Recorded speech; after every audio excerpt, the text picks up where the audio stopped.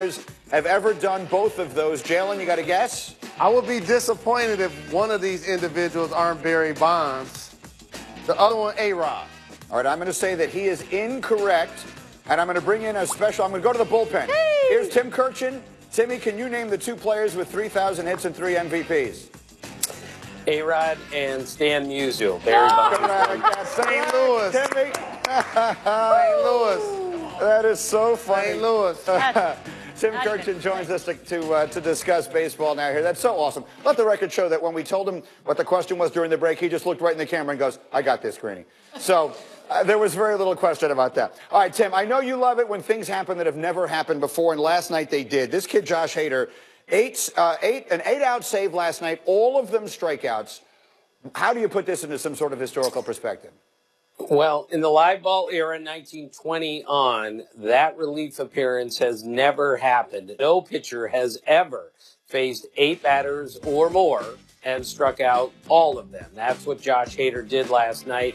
And we should all understand this has been going on now for a little while. For his career, he's averaging almost 15 strikeouts per 9 innings. And this season, he's averaging almost 20 strikeouts for every 9 innings that he pitches. That's how good that guy's been. I just saw him pitch the other night in St. Louis. I don't know how anyone ever gets a hit off of that guy. Yeah, he's sensational, and I'm not diminishing what he's doing at all, but we do put it in the context of where we are in baseball right now with all of these strikeouts. We just finished a month for the first time in the history of the sport where there were more strikeouts than hits. So I view that as a problem for the sport, Tim. If you share my view that it's a problem, what would be a solution? What's a tweak that the sport can consider? Well, Greeny, I don't think there is a tweak. I think we have more dominant, overpowering pitching than I've ever seen in all the years that I've covered. I don't know how anyone gets a hit off most of these guys. That's how good the pitching is. But more important than that, we have a generation of hitters now who have been doing this since they were 12 years old. That is, perfecting this one beautiful swing. And if you throw it in that bat path, they're not just going to hit a line drive to left. They're going to hit it 20 rows up. But if you avoid that bat path, not only do you get them out, you strike them out. And I think it's too late for a lot of our hitters to make the adjustment and say, I'm just going to try to put the ball in play here. They have been swinging the same on 3-0 as they do on 0-2, and I think it's really late for some of these guys to change their swing when you've been averaging 16 and a half strikeouts per game in the big leagues today. That's simply too many, and I think our hitters, some of them, are past the point of making a major adjustment to their swing. It's an interesting way of looking at it, and I sort of agree with you there. One other thing I wanted to ask you about. There are right now, as we speak, 15 teams that are on pace to win 90 games.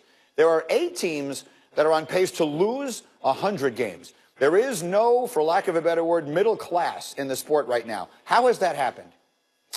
Well, it's happened in part because, A, we have some really good teams out there that have built themselves properly, and we're in an unusual season in which so many teams said, hey, if we're going to win, 76 games this year, why don't we just win 71 games and save some money and create a roster spot for a younger guy on the way up? They're not trying to lose games, but they're in a situation where they say, hey, it's not doing us any good to win in the mid-70s. We might as well go a little bit lower and start to rebuild like the Cubs did and like the Astros did. We have 4 teams with 20 losses before we get to May. That's never happened. In fact, only one other year have we ever had 2 teams with 20 losses before May. It's a bit of an issue because I've never seen a bigger gap between the really good teams and the really bad teams. Yeah, it's not the only sport where that's going on, by the way. It's worth mentioning. Timmy, so good to see you as always. We'll do this again soon. Thanks for taking a few minutes for us.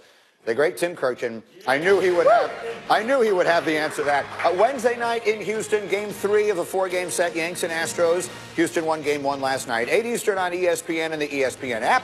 Wednesday Night Baseball presented by Hankook Tire. He was just so smooth about it. He's All right, great. who won the internet? Here we go. Second runner-up, Marissa, practicing her dance moves. No! Okay. You don't care. Why Is that considered a win? I don't understand Well, I mean, how that's a win. Jalen, Look at the our dog. eyes won. 'Cause Look we got- how stunned the dog is. Yeah, Just I watch the feel dog for the this dog. time. Is that Watch the wrong? dog. Oh, but can I Dog say, felt like it was a gunshot. if Marissa had nailed that move, though, it would have been straight up. Oh, no. That poor pup. Show was something scared. else. First runner-up. This is the iciest grandma in the world. Like, she made it and she retired. That's my favorite thing I've seen in a while. She's like, you know what? I'm gonna quit on top. I'm out.